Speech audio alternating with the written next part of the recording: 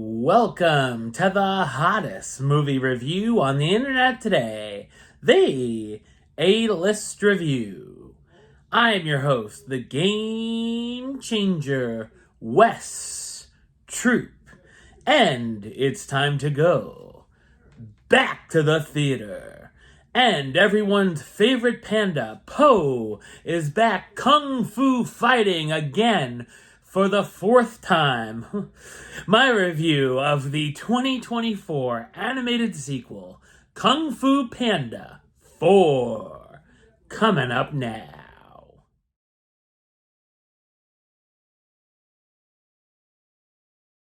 After Po has reached the highest level he can as the Dragon Warrior, he's tapped to become the spiritual leader of the Valley of Peace.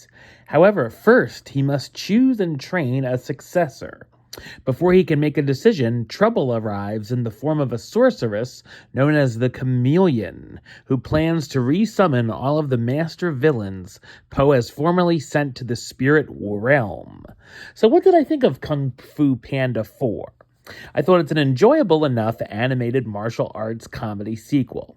It's directed by Mike Mitchell, who has an interesting resume from directing films such as Deuce Bigalow, Male Gigolo, Shrek Forever After, Alvin and the Chipmunks Chipwrecked, the SpongeBob movie Sponge Out of Water, and Trolls. As far as the series goes, I'd say I've enjoyed them overall, be it at different levels, as they've been mostly consistent, which is more than most animated franchises can say. This entry isn't as strong as the others, as it doesn't quite have the amount of heart or charm. The animation itself comes from DreamWorks and does look fantastic and is full of bright colors.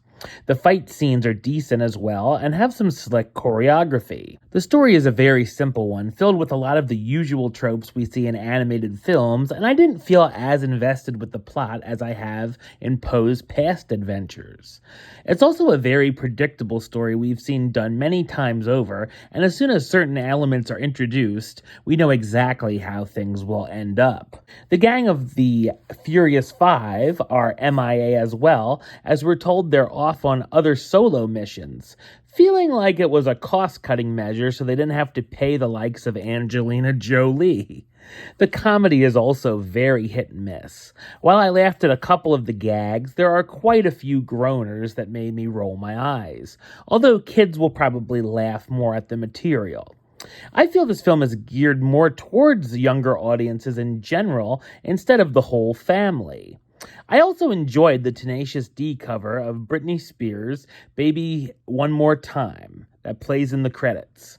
The voice cast stars Jack Black reprising his role as Po, the giant panda who's set to become a spiritual leader, Aquafina as Zhen, a Corsac fox who's a wanted thief that accompanies Po on his journey, Viola Davis as the Chameleon, the evil shape-shifting sorceress that can copy others' powers by absorbing their abilities, Dustin Hoffman as Master Shifu, the wise red panda who's Poe's master, as well as James Hong, Bryan Cranston, and Ian McShane, reprising their roles from past films.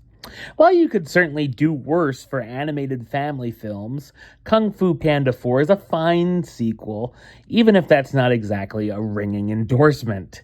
Number-wise, I'm going to give it a 6 out of 10, which gives it the A-list rating of do it. It's a small do it, but a do it nonetheless. Alright, well that's the show. I'll be back with another review very soon. But until then, don't forget to like, comment, and subscribe right here on YouTube. youtube.com/westside515. Like the show on Facebook, facebook.com/westtroupaylist.